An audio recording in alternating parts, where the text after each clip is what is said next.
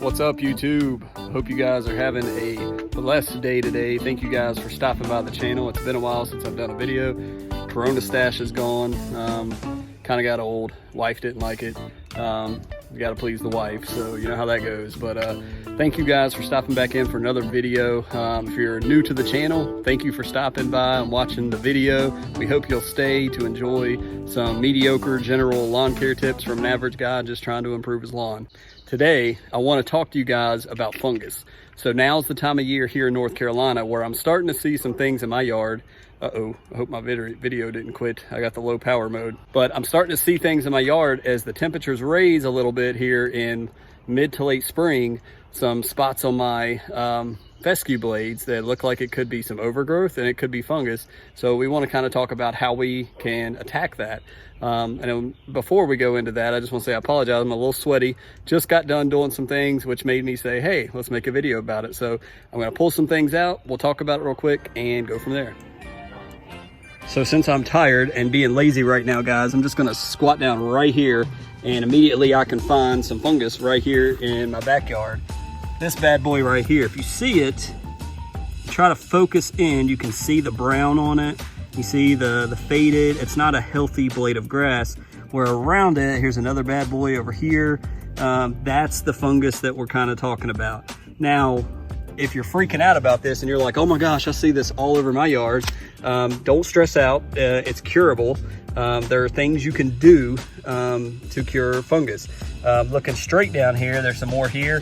And really, from what I've researched, guys, I see this all the time. I've seen it for the past 2 years because I've been looking out for it.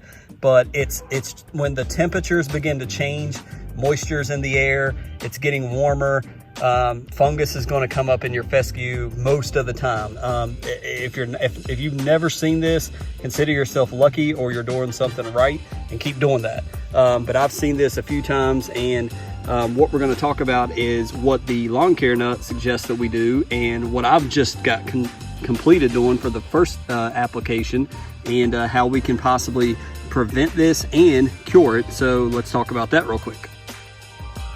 So hopefully you don't hear any background noise. We're about to eat dinner here at my home, but these are the two items that you want to pick up at the big box stores or somewhere near you to cure or prevent brown patch, like this is on the Scott's bag here, or dollar spot, or things of that nature, summer patch, it's rust. There's a bunch of different names. Most of the time, these two things are going to cover most of the stuff you're going to see in your fescue. And like I said, if you've got fescue, more than likely you need to put this stuff down. So I made a video about this Bear product last year, actually in the store, and I never posted it, but this bottle was $9.97 at Lowe's last year. This year this thing is $19, so it has went up $10 in a year. So it's very expensive. It says it covers 5,000 square feet or treats up to 5,000 square feet. This is a new handle on this one. That's pretty simple. You just, when you attach your hose here, let me zoom in on the camera, you just press it and it begins to spray the product. You have a little gauge here on the side to measure how much is in there. And when you want to stop, you just push that button down and you go with it. So it's pretty simple. The one that I had from last year, this 5,000 square feet, yeah, right. You had to be very conservative to get 5,000 square feet. I used a bottle and didn't even finish my entire front yard.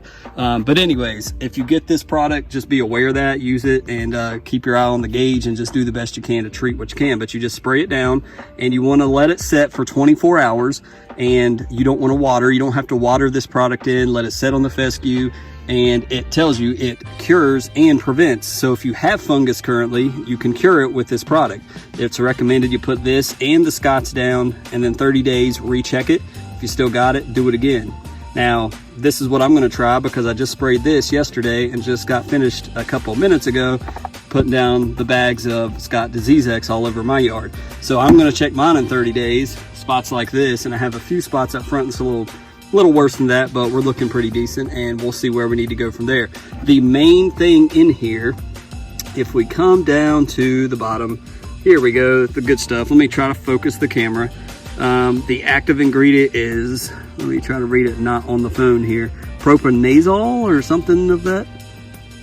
anyways, I can't pronounce it. It's that big word. So that's the main ingredient. There's only 2.42%, and then other ingredients, which is probably water, 47%, or 97%, excuse me. So that's the main ingredient. According to the lawn care nut, the active ingredient in this, which is this azoxystrobin type thing. Let me try to zoom in on that for you, sorry. There's only 0.31% of it in this entire bag, and the other 99% is just filler. So according to Lawn Care Nut, and I trust him because he's got a good yard and he's been doing this for years and years, this is just as good as the expensive stuff with more of this active ingredient. So with the Scott stuff, spread it down on your lawn.